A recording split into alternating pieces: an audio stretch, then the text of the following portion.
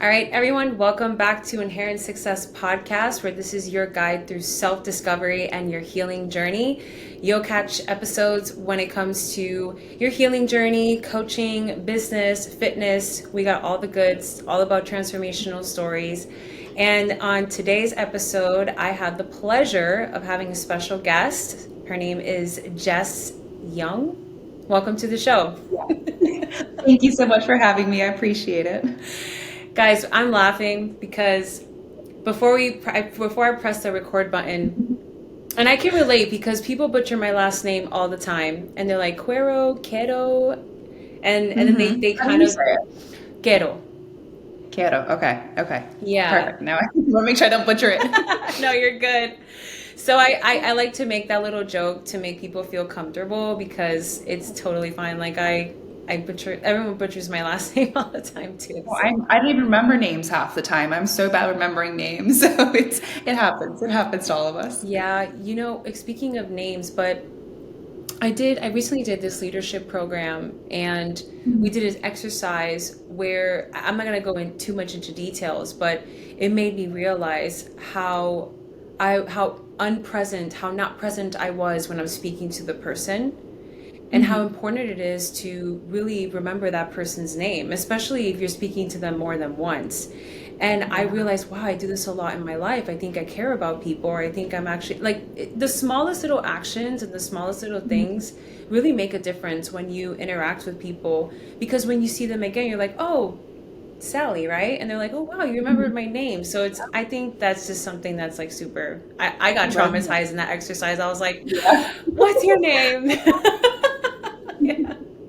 No, it does resonate though. You're right. Yeah, it Definitely does. something working on this year. Yeah. But awesome, Jess. Well, thank you so much again for, being able to be on this podcast. I'm really excited to hear your story.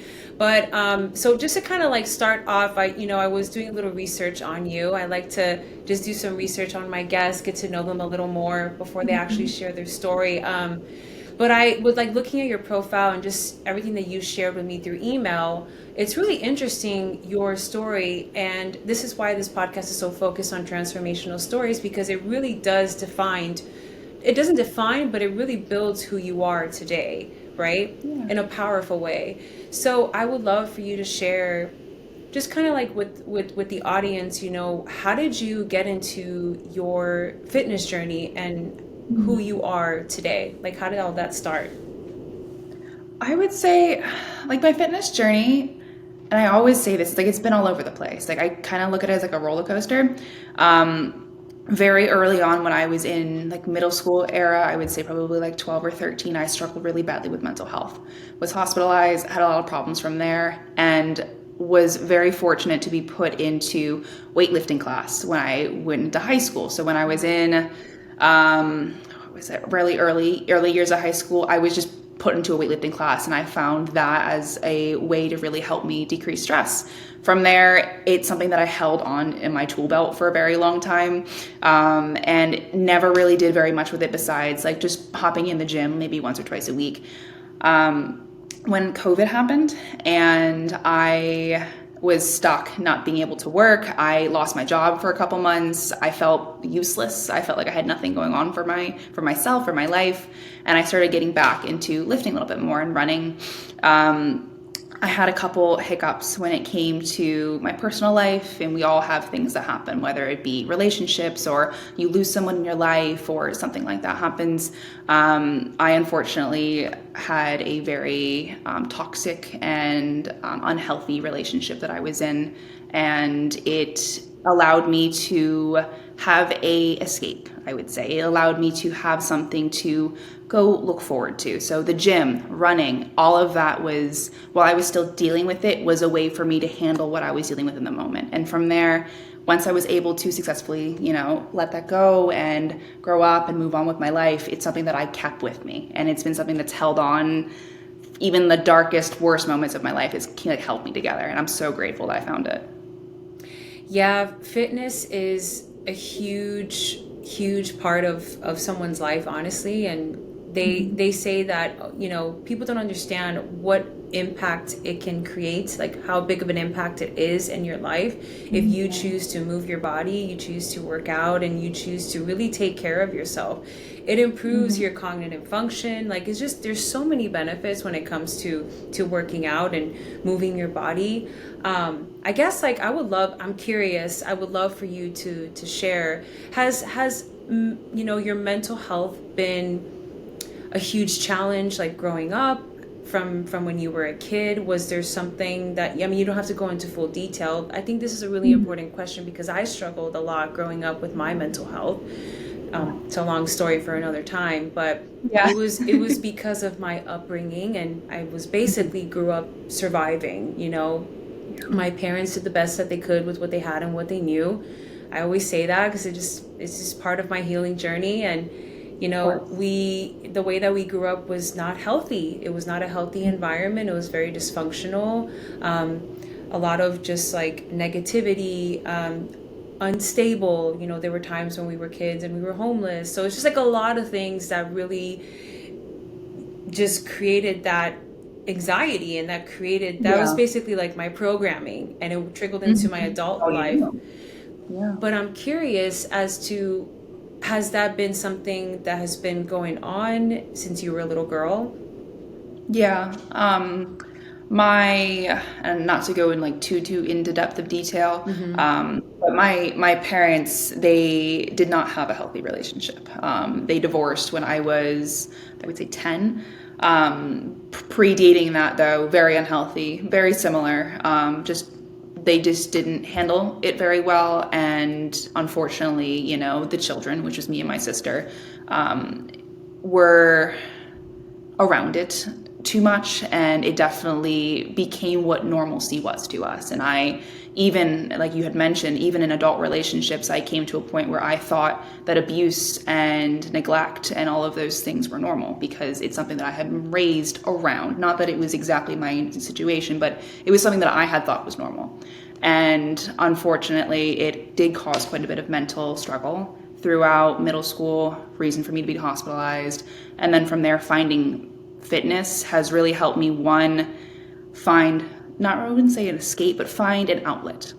Find an outlet to, one, while I'm working through the childhood stuff and working through things through adulthood, it gives me something to be proud of and something to look forward to, while that was something that I was working through for quite a while.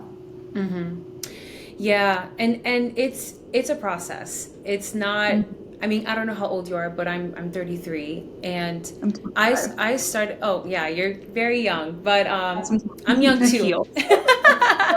You're gorgeous, by the way. But Thank you. Thank you. You too. Oh my gosh. It's a journey. It's a journey. Like I remember when I started I start like just to kind of like share a little bit too with this whole process. It's a lifetime project. But yeah, when agreed. when I had my son when I was 18. I had him very young. Mhm. Then around 19, 20 was when I really decided to like get my shit together because I didn't want to continue that generational cycle that started, Mhm. from God knows how long in my family. That instability, the feeling unsafe. Like I didn't want my son to feel any of that. But So, it took you to finally have that flip, yeah. to finally change that, and that's wonderful that that even like became that is you, that is what you're doing though, and then it will change it for your son and everyone else after. 100%. I agree. Yeah. And like I started my first business venture when I was 21, and that's when I knew, okay, like I have to work on myself in order to become this businesswoman, in order to become a Mhm. better woman, a better mom, just overall in my life. And it was like I've been through the trenches. Like it's not an easy journey. So I love that you're sharing this, and you're in the process of your healing journey, and then also taking care of yourself because you're building that foundation for yourself. And I think a Yeah. lot of people are afraid to do that, or don't even realize and are not even aware of like, oh wow, maybe I'm the, like there's, I have to look at myself in the mirror. Yeah, maybe I got some issues in here. I gotta work through. Yeah, It's because normal though. Everyone mm-hmm, does. mm-hmm, 100%. Yeah. And so when was that moment when you realized, okay, it's time for change. Like I have to do something. When was that pivotal moment for you? It was 2 years ago, from this month. It was 2 years ago. I had mentioned the abusive relationship I was in, and I haven't talked much about it actually. I actually have never talked about it besides to maybe like a handful of people, but not online. So this will be the first time I'm actually sharing this. But I had finally left. I had finally decided enough was enough, and I then came to realize, like, why did I allow this to go on for so long? What was set inside of me and set in my brain for so long that I thought this kind of behavior and I thought that this treatment was okay. I thought this was normal. I thought this was love.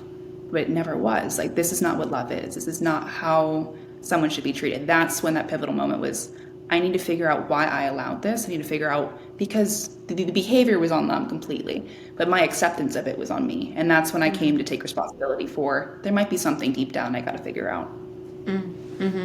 Yeah, taking initiative and 100% responsibility for taking action and doing something differently and not settling. I get that, girl, because before I met Jonathan, I was single for 9 years.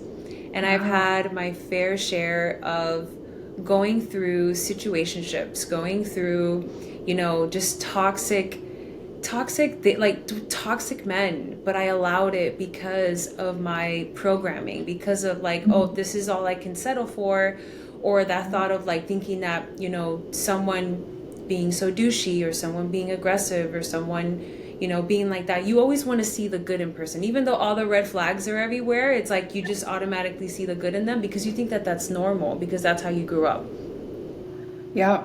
And it's unfortunate, and like I'm so glad that you and I are open to be talking about this, because I'm sure there's plenty of people who have or just don't even realize that that's something that maybe the way they were raised isn't normal. Maybe that's not how people should be treated. Yeah, because I don't know if you got so deep yet into childhood trauma, but the way that it works is, and it's scientifically proven, is our prefrontal cortex, which is like, it doesn't develop until we are actually hitting our, oh my god, I have a brain fart. What is that called? When you're becoming a teenager and, oh my god, guys, brain fart. Really? Is that what I'm trying to Puberty. think? Okay. I was like, do I know? I don't even know if I know. Oh my gosh, it's been a long day. It's a Monday I evening. have It's our. Okay, yes, puberty. So your prefrontal cortex doesn't develop until you hit puberty. So basically from the time that you're born all the way until you're like 7 or 10 years old, that's your programming. That's your subconscious mind. So whatever your environment is around that time, who you're around, just anything you're absorbing, and that's your programming. So that's why a lot of times when we are adults, we behave a certain ways because of our conditioning and our programming. I mean, you see grown adults act like children sometimes. Oh, It's their programming, it's their conditioning, unfortunately. yeah. But yes. I agree. Yeah, I agree 100%. Like but those are the type of people that are not self-aware. And at the end of the day, people are people. And I've learned that in my process as well, as far as like my self-development journey and my healing journey, that people are just people. And a lot of times people are hurt. Yeah. There's this saying that I heard the other day is, we are children, little kids living in an adult body. And we are all wounded children at the end of the day.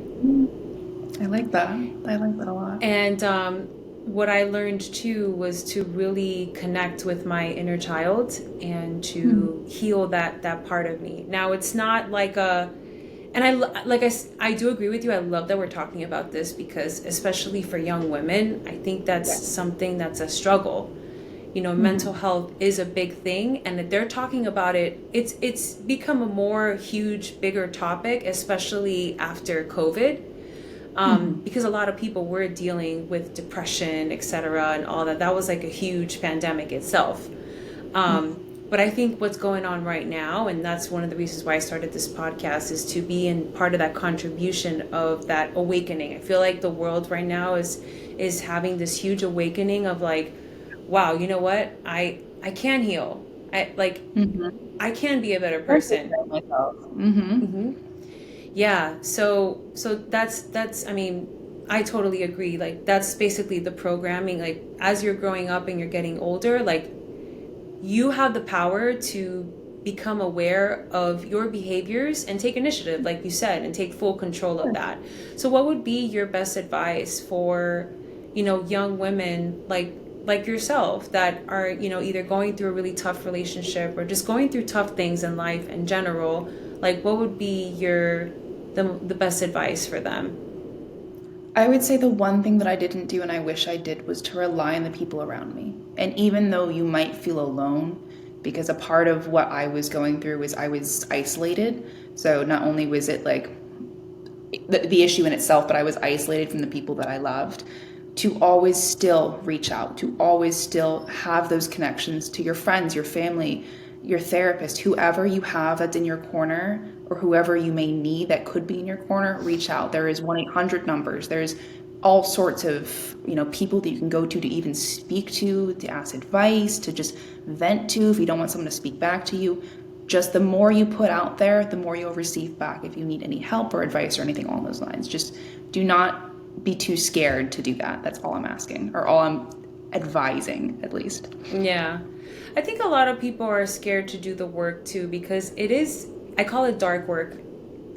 Yeah. It is something that's super intense and it's scary because it's like you're facing yourself And ultimately. no one wants to do that. I mean, I still don't like to do it, but I know it's necessary in order to, like you said, I don't want, and I don't have a relationship, I don't have a child, but when that time comes, I don't want to continue to treat my partner with programming that I had had. I don't want to raise my child with the programming that I had. I want to definitely make sure that what I was put through, and same thing for anyone listening, if what you're currently dealing with, what you have dealt with, what you never want to deal with, if that's not what you want, then maybe take a look at yourself and take a look at your past or the way you were raised and just evaluate it and say, do I want this for my child? Do I want this for my family? Do I want this for myself? And then evaluate from there. I 100% agree. So what inspired you to, because anyone can seek change and anyone can start their own process of like self-discovery and working on themselves, but what inspired you to start documenting it on social media and build a brand for yourself? Um, Honestly, my social media platform started with just recipe videos. It was me cooking, and when I was hospitalized when I was 12 or 13, I was hospitalized for anorexia. I had almost Oh passed, wow. and I was hospitalized. Luckily, they sent me to a very, very good facility. There was wonderful people there. I learned a lot about taking care of myself, my mental health, about having a good support system. But that was the one thing is I had a very horrible relationship with food. I for a very like my for early like teenage years horrible relationship with food, and I wanted to change that, and I knew, and I was too scared to be honest online about my mental health or the things I struggled with. So my way of putting myself out there was to just show people that you can cook healthy recipes and it's very easy, and that's all I wanted to do when I first started.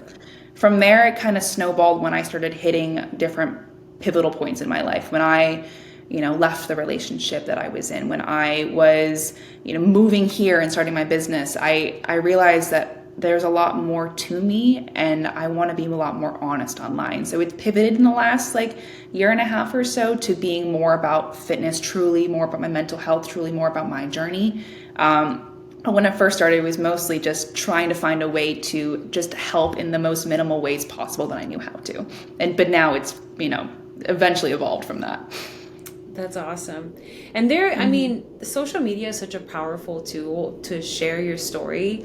I mean, I've been documenting my journey since like 2012, when like, Really? yeah, like I 2012. love that though. You stuck with it, and Ye- that's the most important thing. Oh, 100%. Yeah. I started it when like Instagram came out, but Instagram wasn't how it was, like how it is today. It was just photos. It was just photos. Um, Hmm. then later on, you started posting videos. So like it's not like how it is today. And I started coaching around that time too, and I would coach in person and I would get sales in person, but then we started experimenting selling programs online, and it was easy. I was like closing 3 deals a day. I'm like, I love Instagram. Like, Hmm. it was so different. But yeah, social media is a powerful tool, but it can also be detrimental if you use it the wrong way. Like, what is your thought on, and I guess you can also share this too with all the young women that are listening that, follow you and that are so inspired by you. What is your thought on the misleading information, or, aesthetics versus performance? Like, why nutrition and eating is like so important, and detach yourself from the idea of that person and just focusing on yourself and your goals and what's good for you. Yeah, I mean, I'm not gonna lie, I have fallen into the trap of the comparison trap of the Oh yeah. consuming trash content of, believing things that I see on the internet. I think there comes a point where you're just gonna have the pivotal mindset shift of not everything I see on here is real, not everything I see on here is legit. Like you see, there's videos I've seen of girls who Photoshop videos, and you can see the before and afters and the way it distorts it. And these young girls are seeing all this, and they're seeing how these girls look, but they don't actually look like that, and they want their bodies look like that. So they pay for things, they get surgeries, they get all these things done that are not necessary because they already look great as is. But I would say just to not take everything as it is when you see it online and actually genuinely take it at face value. Is this person actually, do they actually look this way? Like there are people who are actually able to find legitimate photos of these people and like do comparisons. There are Instagram accounts who do those comparisons and like show you, hey, you can see the distortions in these videos. Like actually look and be aware that not everything you see online is legit. And the way that I have now reframed my social media and the way that I consume the content is I only follow and I only engage with the people that I know are being genuine. They're putting positive things out there. They're sharing proper information. They are promoting, like you mentioned, they're not promoting aesthetics. They're promoting performance. They're promoting the way that their body moves, the way that they're accomplishing these wonderful things, these wonderful feats. It's inspiring. I try to adjust the way I consume because I can't make all that crap content go away. It's always going to be there. It's always on the internet. But I can adjust what I consume so Instagram doesn't show me those things anymore, or less likely to show me those things. Yeah, and I had a huge lesson when it comes to, the whole aesthetics and performance. I I've been training for like 12 years. I started when I was 22, and like to 11, 12, I don't know how long it's been. It's been since like 2013. But it's been a while. It's been a long time. And my whole, like that whole over a decade plus, my focus was feeling good, performance. I want to be fast. I want to have energy. Like that was my thing. And it Yeah. took me such a long time to build confidence about my body because I've always been a curvy girl. Like I just always been like that. That's my body. Yeah. That's It's just, your body though. yeah. Yeah. And I had, there was a point where like I truly loved my body and I truly had such a great relationship with food. Not that I don't right now, but then I got into competing, and in 2023 I did a whole year of competitions. I was from January to December competition prep. I did 4 shows back to back, and Girl. I was, yeah, and I mean I did very well for my first Yeah. season. Won my first show, went to nationals, Yeah. That's got top amazing. 5 in nationals, and like it, and I'm just giving you props. Like I wouldn't be able to say that. I'm giving you props for it. thank you. But it took a lot from me, it took a lot from my body, it took a lot from my soul, it took a lot from my mental health. I went from really loving my body to, because it is, I'm not discrediting the sport. It's a very interesting sport, and there are a Yeah. lot of people that make a living out of it, and they do great. There are great, amazing athletes out there that with amazing physiques. But but it got to the point where I was just like, when you're in there, you're in there. I can't explain the Mhm. type of mindset and the type of state that your body goes to, like to the point where you're Yeah. just so empty and you're a robot Mhm. and you're just focused on, okay, this day needs to pass, this day needs to pass, let's go to the next day Yeah. when it's show day. And like it really felt like that was just part of my life. And I would Really. just look in my mirror. I got so used to looking at the mirror all the time, checking my muscles and my definition. I mean, every day I was posing and I was practicing in heels, so like I had to look at my body, and like every week my Mhm. coach was looking at me, so it's like this constant body analysis, like Yeah. externally, that I had to do all the time. And when I got out of that, I was really depressed because at that time I was like, okay, what do I do now? And it was just like Mm. so hard to increase my food. It was hard to see the scale go up. It was hard to go back to normal. And to And look at yourself the same way. oh my God, absolutely. It's so crazy how, excuse my French guys, but like how much bodybuilding mind fucks you because Oh yeah. you're. I've heard. I've never done it, but I've heard. Mhm.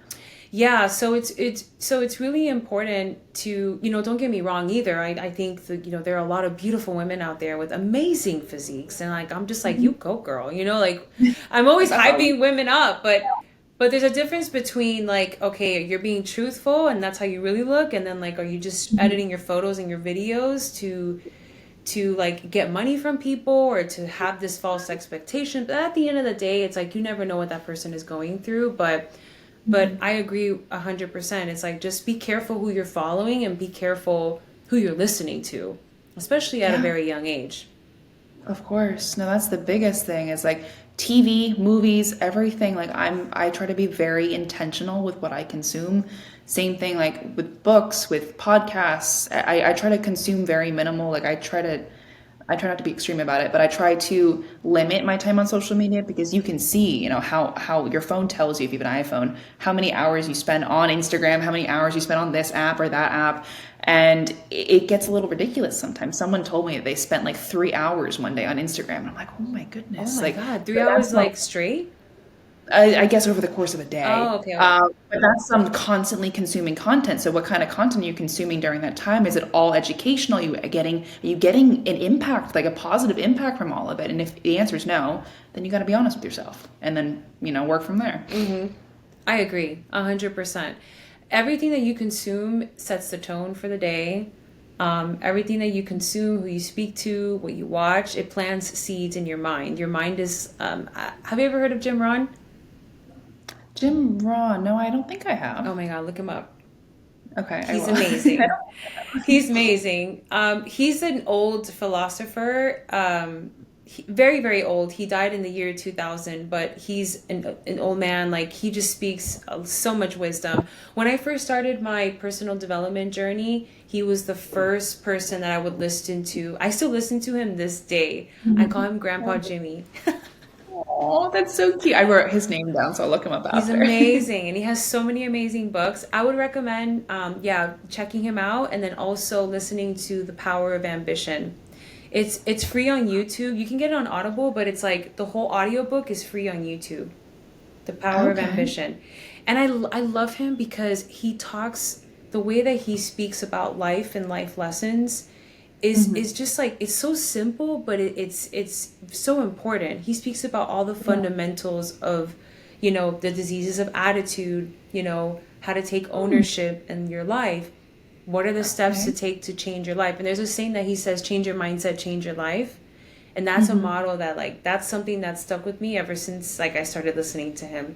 So Yeah. he's amazing, and he said, I almost forgot where I was going with this, but he says something like your mind is like a mental factory, and everything you pour out of that mental factory, that's what you produce, But you. that's what the outcome, that's what you become. So that is, oh my God, that is so important. Like even the same thing too. I don't follow anyone that like I don't follow celebrities. I don't follow none of that junk. I follow people that I'm gonna get value from, because what's the Hmm. point of following like junk accounts, because it's just gonna be garbage and toxic to your mind, you know? Agree. The only celebrities I follow are like fitness celebrities, like people Mm-hmm. who have done amazing feats in the fitness world that like I would love to be even a tenth, an 18th, like a small fraction of who these people are one day. Like that's the only kind of celebrity I ever want to watch or follow. Oh yeah. Who's your favorite one? I'm curious. All right, guys, we'll get right back into the episode. I just wanted to take a quick break here to share with you guys that I do not make any money on this podcast. My goal and my purpose with Inherent Success is to be that guide for individuals in their self-discovery journey. So if you found any value in this episode, make sure to like, to subscribe. And if you know anyone that could benefit from the episode or the podcast overall, you can share with a friend as well. Now, let's get back into it. Ooh, my favorite one has always been Goggins. His book, his second book, I actually have it right there. What is it called? It's Never Finished. Is my favorite book of his just because it talks about genuinely just his mental mindset the entire time. Like it talks about how he got himself to a certain point, his mental mindset the entire time, like his different, habits or his different things that has helped him along his way on his journey. That book really impacted me when I hit a really low point about I would say like a year ago. And the universe answered. I just happened to have ordered that book at the right time. I opened it up and immediately read the whole thing in a couple days. It was the perfect thing for me. So Goggins has been a really big influence on just the mindset aspect of it, the way that he pursues sports that he hates. Like he hates to run, but he still runs. And I love that. Like that's wild to me. Yeah. Oh my God. Yeah. I've heard of David Goggins and I've listened to some of his stuff and I've heard that his books are really great, but I gotta read to one of his books. I've read so many Yeah. books, but that's a good one. I just wrote it down. I'm gonna add it to my list. It has I think an audiobook of that one too. If you're not, I don't know if you're like you prefer like paper books or you like audiobooks, but there's also an audiobook of those as well. So they're all great. But Never Finish is my favorite. That's cool. Yeah, this year I'm doing this whole like I'm reading a physical book because audiobooks I tend to just play them and then I'm like doing Yeah. things and my You AD don't like retain the information. yeah, I'm like, wow, I did not listen to any of what they just said because my ADD brain Really? goes somewhere else. So what I do now, I have a bunch of books. So I have like a huge Yeah. bookshelf too there, but now I'm just like physically reading the book, and the goal is Okay. to do 5 this year. So Oh, that's a great goal. And the one thing I love about paper books is you can write in them and highlight them. Like oh yeah, I'm a bit OCD, so I don't like doing that. But if there is some really good nugget of information, like I'll highlight it, and the next person who eventually gets that book passed down to them, they'll get like my little notes in there or something like that. Or my sister, if I pass it down to her, she'll get my notes or my little highlights of, chunk information that I found I helpful. love that. Oh, that's awesome. Hmm. I kind of want to talk about because you brought up an interesting thing about, relationship with food. I think that's also something that's super huge. And I don't know if you've come across this, but I think there's this idea of, once someone starts their fitness journey, they think that they need to eat less and they need to have like this low fat diet or they need to do all these juice cleanses and like all of this, to each their own and not to bash anything.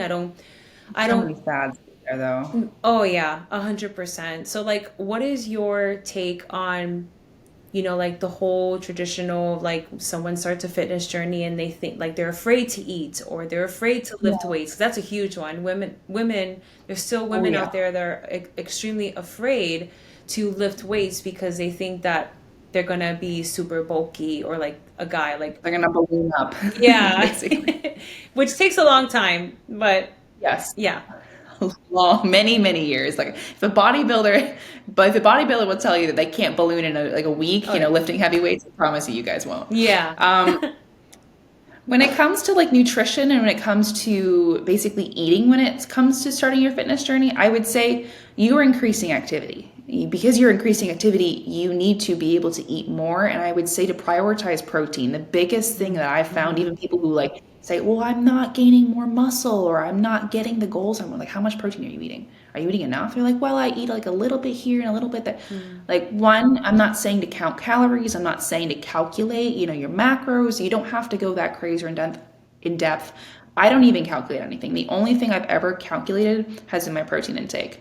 I try to hit a X amount of protein, based off of what I believe my body needs. Everyone's body's different. What you need is different. Your metabolism, your goals, all of that's different. So I'm not going to give you numbers to abide by.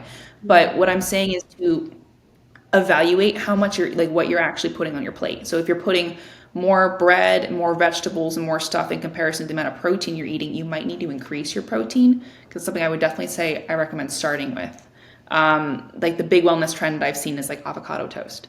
There's one egg on that, maybe Oh, two I eggs just if you saw a like. post of you. Yeah, my little video. I was watching, I'm like, that's so true. Well, everyone does it. Everyone like is like, oh, an avocado toast is so healthy, but you get maybe 6 or 12 grams of protein on that when you need to be eating quite a bit more than that for breakfast, especially your first meal of the day.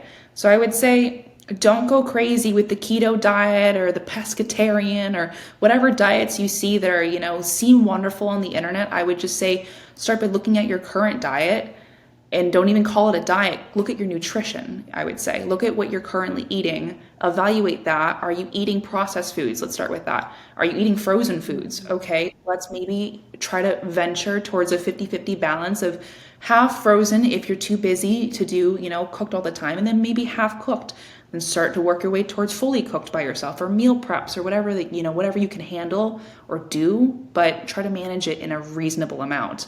Don't go crazy keto diet and get yourself keto sick for a week when you don't know what you're doing with your body yet. Just slowly adjust and don't do anything crazy. I promise you, your body will slowly adjust with you, and you'll eventually be able to eat intuitively and know what your body needs. You just Amen and preach to all of that. Everyone is so bio individual, and I share that all the time with everyone. I get so many messages that they're like, and I think it's awesome. But I get a lot of messages that are like, what do you eat on a daily basis? What are your workouts like?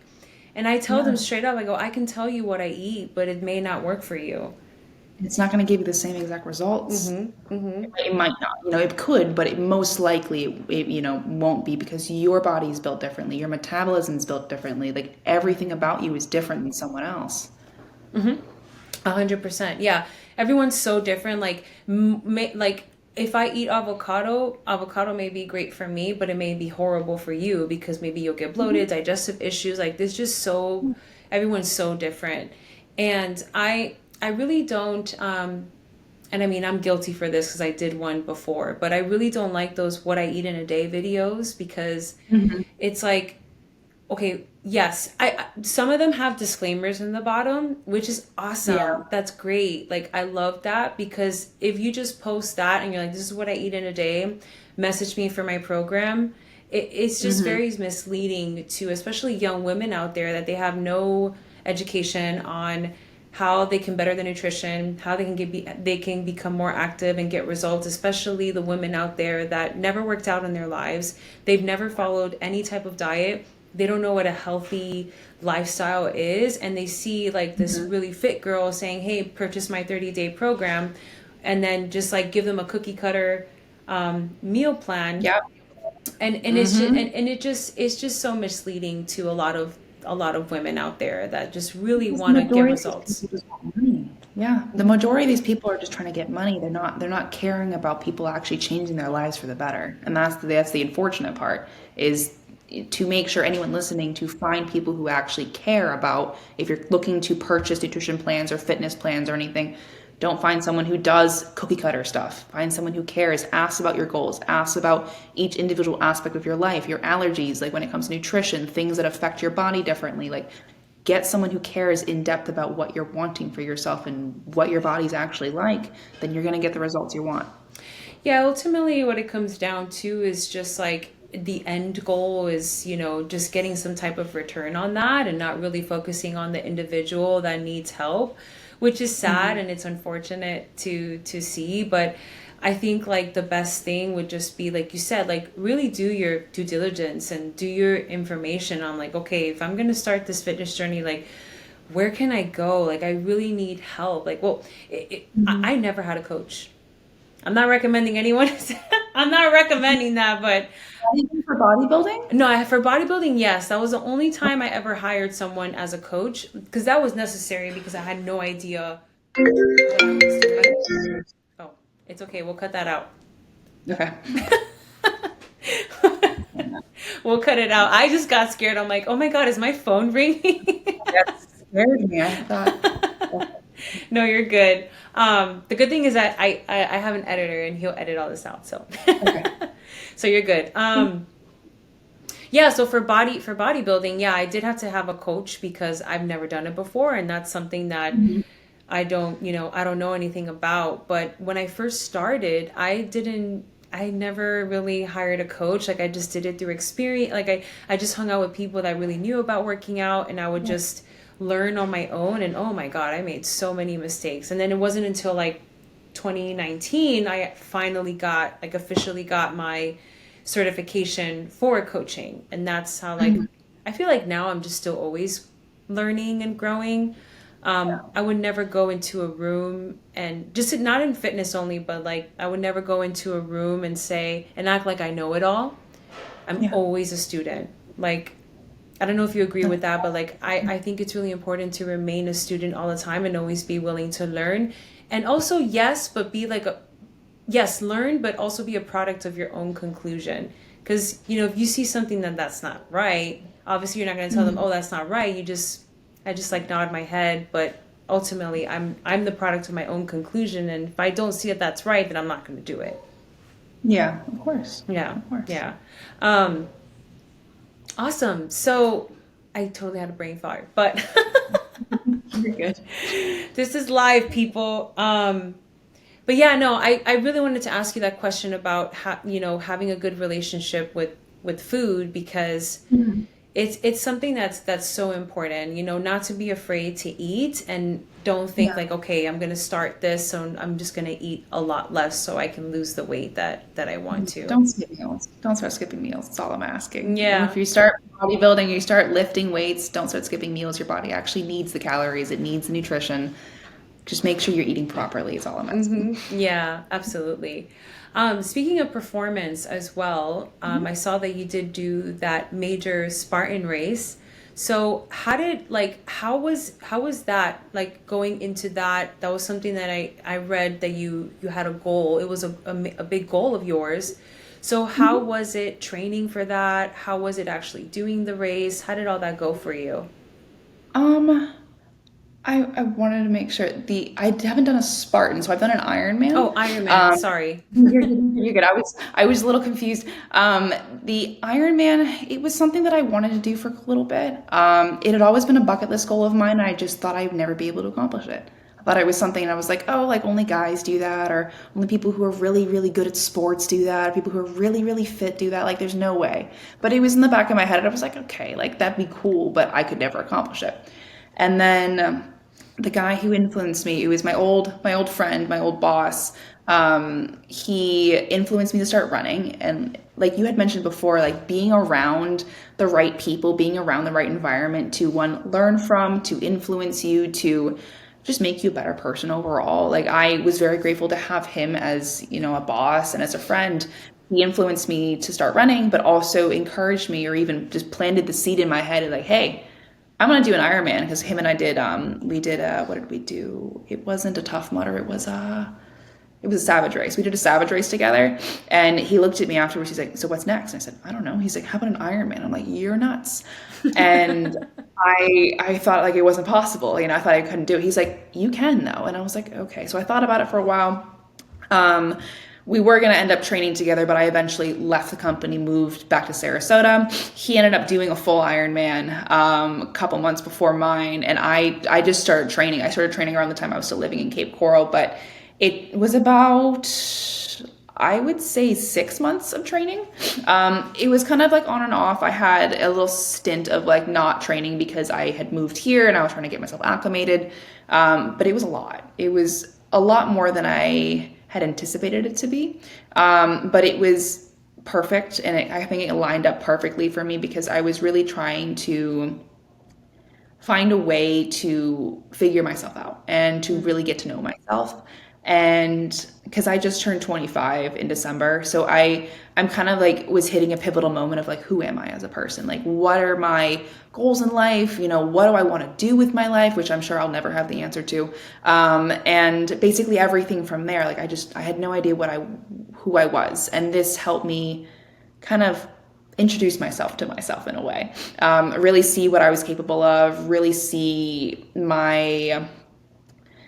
I would say like how far I was willing to go for something that I really wanted, because I never believed in myself. I never thought I could accomplish something like this. So this was a really nice way to see that I can do things that I set my mind to. I have no clue if I want to do one again, but we'll see what happens. That's awesome. What did it consist of? What did you have to do in the race? So the whole thing is 70.3 miles, at least the one I did. So it's just a half Ironman. I didn't do a full one. 70 It's miles? Yeah, yeah, it like it sounds crazy. But the swim is only 1.2, so the swim is actually not bad. I was very, very lucky. My dad really wanted a boy growing up, and he threw me in every sport possible. So swimming was a sport he threw me in. I was on a swim team for a couple of years, so I had that already under my belt. So I didn't really have to worry too much about swim training, which I was very grateful for. So the swim was 1.2 miles. The bike was 56. Worst part of the entire race, I'd say, was the Oh my bike God, your ride. quads are probably on fire. Horrible. It was horrible. They marketed it as a rolling hill for the bike ride. That was brutal. Oh my goodness, that Oh was my brutal. God. And then the run itself was a half marathon, so it was like 13.1 miles or something like that. So it Damn, was a you bit. go, It was girl. the mileage.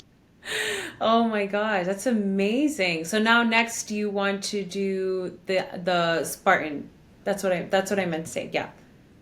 Next, I want to potentially do a marathon. I'm not sure though. I injured my ankle and I'm letting it heal first before I decide on what I want to do next. So I sprained it January 1st, the day I was supposed to get back into running, and I re-sprained it like 3 days ago. So this is the universe telling me that I probably need to heal a little bit longer and relax a little bit longer and recover probably fully. So I'm giving it some time and then deciding on what I want to do next. Oh, that's awesome. That's an amazing goal though. That's amazing.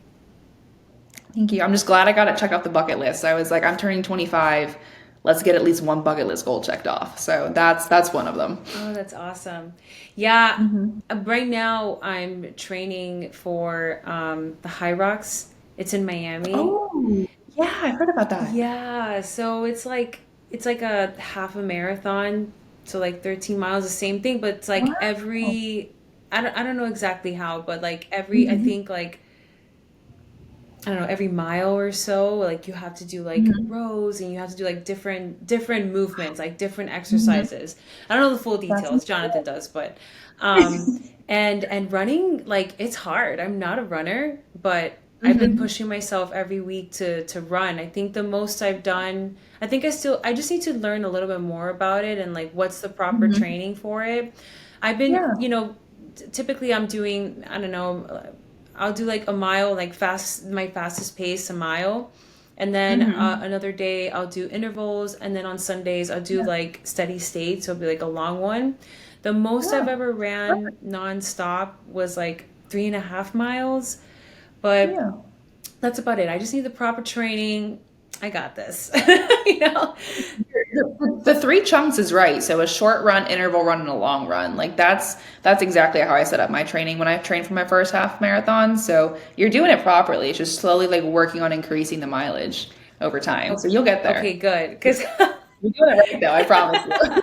no, Jonathan gave me that structure. I mean, he's been a runner since he was 16, but like he gave me that structure and me like I'm a maniac. I like to do more, so I'm like, "No, more days running." He's like, "Trust me, this is No. perfect." I Yeah. was like, Three is perfect, I promise you. Could go lift on the other days or do something else, go for a walk or yeah. something, but don't Yeah. push too hard. Yeah, you're right. You're right. Yeah. Yeah, so that those like it goes back to the performance side, right? Just Mhm. like that's a good way for you to at least like personally, I mean like that's a good way for you to focus on performance because now after Yeah. being outside of the bodybuilding, right? I'm like wow, I want to get stronger. I want to be faster. Like aesthetics is just like a byproduct Obviously when you're Yeah, eating right and you're training and you're taking care of your body, you are going to lose fat, you are going to be more defined. So it's just a byproduct, of just like a course. goal. So yeah, I'm really excited about that. And I'm excited for you too. Like I can't wait to Excited for you. The High Rock sounds like fun. thank you. Hopefully I survive. I'm sure I You're gonna will. do great. When is it? When is the High Rocks? In April. So mid-April, Okay. it's in Miami. You should sign up for it. I don't know if I can with my ankle right Oh, now, that's but right.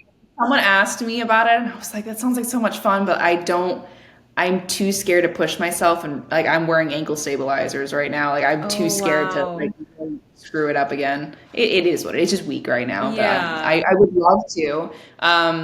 There's a couple people there's a gym I go to here in Sarasota called The Core. They are sending people there, so I might just come to watch if I have time to. Oh, that's But cool. I would love to, if not, this year, if I can't make it, then I would love to maybe try it next year. That'd be fun. Yeah. Yeah. Look at us, guys. Just planning things on live podcasts. I'll see you next year, all right? I'll be your partner. I would love that. Awesome. Yeah. I want to piggyback to what you said because this is also something that I've learned too. Mhm. Um, So there has been studies as well that, when you're 25 or 26, that's when your conscious mind is fully developed.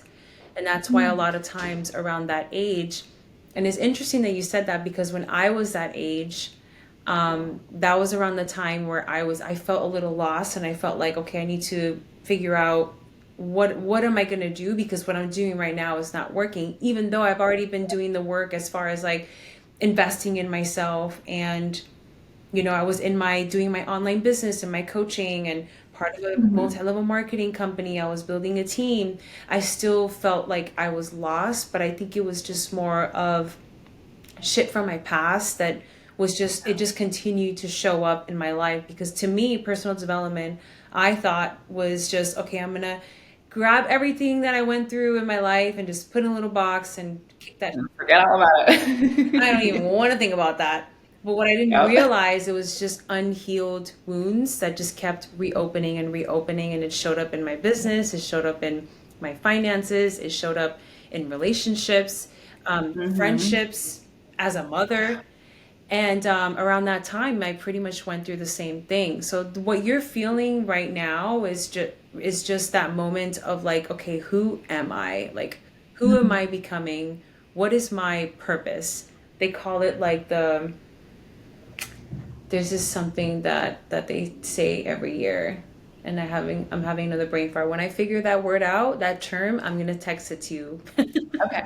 Perfect. Perfect. But you're right though. Yeah. Like it's been weird, like hitting this last like year and a half or so is like that pivotal moment of realizing like, okay, who am I becoming? What do I have to figure out? And I'm glad you mentioned the unhealed stuff from childhood though, and like the unhealed stuff from my past because that was something even like 3 months ago I started realizing, hey, there's still some stuff I need to address. There's still some stuff I gotta figure out. Maybe that's why I feel weird. Maybe that's why accomplishing this Ironman wasn't everything I thought I was gonna be. Maybe there's some other stuff I gotta work out too. And then I was like, okay, it's time to do some more work. And I went right back to therapy. I found a therapist here in Sarasota, started working through that again. And I'm like working through that portion of it. So I'm glad you mentioned it too, because it resonates with where I'm kind of at right now. Mm-hmm. You know what book I think would be amazing for you? It's called How to Do the Work. Okay. It's from a holistic doctor. Her name is Dr. Nicole. It starts with like a Z. I don't know how to pronounce her last name, but she's a holistic Work. doctor that specializes in trauma. That Okay. book is amazing. You're gonna I love like that that. So book. I'm a big book person, especially when it comes to mental stuff. I Hmm. will definitely buy that. I'll look it up on Amazon when we're done. Yeah, yeah, she's oh my God, amazing. Like that was her one of her books was really good, and I think another one that would be really good too is Rising Strong from Brene Brown. Okay. She's great. I have a lot of Write books, this down. girl. And if you want more, I'll I'll, send you I'll send you a take list. these couple. I'll take these couple, and when I'm ready for more, I'll shoot you a text. Okay, okay, yeah. Yeah, and I mean, I agree with you. And healing is a lifetime project. I keep saying this and I repeat this all the time in No all of my problem. posts and just whoever I speak to. It's a lifetime project. It's something that is going to be super consistent because I believe in life we have arcs, right? Like we have these Mhm. arcs. It's like, okay, there are times where like you're in an arc where, okay, everything is good, everything's great. And then another time you're gonna be in a moment of your life where like, something's missing, something doesn't feel good, something doesn't feel right. It's like that Yeah. time, like that season. We all go through seasons. It's just a matter of one, learning from each season that we're in because we become more equipped to handle anything that comes our way. That's what lessons Mhm. are for. And then you just become a better person overall, like every season in your life. So I truly believe that healing is something that's going to be consistent. So buckle up because it's a long ride. Good with that. We all need it, honestly. We all need that. 100%. Yeah. And also too, like I think it's also beautiful because you really do connect yourself in such a deep, deep, deep level. And even though it's hard, it's a beautiful thing. And it's not like that voice is never going to go away. I think our programming is with us for the rest of our lives. It's just Mhm. as you're in your healing journey, you get these tools that you're able to use and take out of your back pocket and use it once if something does happen or if you're triggered. You know what I mean? Yeah, that makes sense. No, I completely agree with you. I'm very, very grateful that we're having this conversation right now. Yeah. Yeah, yeah. I mean, I love this type of conversation. Like I can geek out and Mhm. talk about it for No, I could hours. forever. Yeah. We would I probably have like be here another for one. like 2 hours Yeah. talking. It's like we're gonna do another podcast one of these days. Yeah, I know, I know. Have you ever thought of like being a coach or like a fitness coach and helping others as well? I'm just curious. It's something that I've considered. Since starting my like videography and like social media business, it's something that I kind of put on the back burner. There's one guy who's followed me for the last couple years, and I reached out to him. I said, "Hey, if I ever were to start some form of coaching, like I've coached him through DMs, like helping him start his running journey, just out of like, he was super sweet. He supported me forever. So Yeah. I just gave him a bunch of free information. And I messaged him and I was like, hey, if I ever were to start this as a serious business, would you be willing to just give me some advice or input or like what helped you? He's like, of course I'll help you. I'd love for you to start this as an actual business. So it's something I've thought about. It's just putting it into fruition is something that I have waited for. And I'm not sure why I'm hesitating, but I think it's more along the lines of like, I've helped one or two people. Who else needs the help or who is going to find value in this? And I think I just need to realize that people will find value in it regardless. Someone's going to find value, whether it's one person or two. 100%. You'll always find your people. Yeah, you're Yeah. right. And You're right. you're already inspiring people with your journey and with your posts Mhm. and sharing your story as well. Even sharing your story right now, you're already inspiring people. So just a thought, a little seed planted. Thank you. I appreciate you, Emma. Yeah, of course. Well, Jess, I mean, this has been such an amazing episode, and we're coming up to an Yeah. end here. But I have this question that I always ask all of my guests is and it's interesting because I always hear something different from everyone. So, what does inherent success mean to you? To me, I believe it means that it's something that you innately have within you, you just need to find. We're Mm, all given the ability to be successful. We're all given the ability to be profoundly amazing, to accomplish wonderful things. And a majority of people throw excuses as to, I'll never be able to do that. Just like me. Like, I'll never be able to do an Ironman. I'm just a girl. I'm not fit like this. But I found it within myself to find the ability to do it. And in turn, I found success through it. We all have it within us. It's just, we got to find it. We got to unlock it in a way. beautiful. I love it. Everyone says something so different. I really love it. Well, I Jess, oh love my God, it was such a beautiful conversation. Thank you so much for saying yes and being a guest on Inherent Success podcast. So, where can people find you? They can find me online. Social media platform is all going to be Just Fit. So it's J, the E is replaced with an X. So JXSSFIT on all social media platforms. Awesome. Beautiful. Thank you once Thank you again, so Jess. And thank you guys so much for watching or listening to Inherent Success Podcast. If you found any value in this episode, make sure to like, subscribe, or share with a friend, and stay tuned for the next one. Thank you.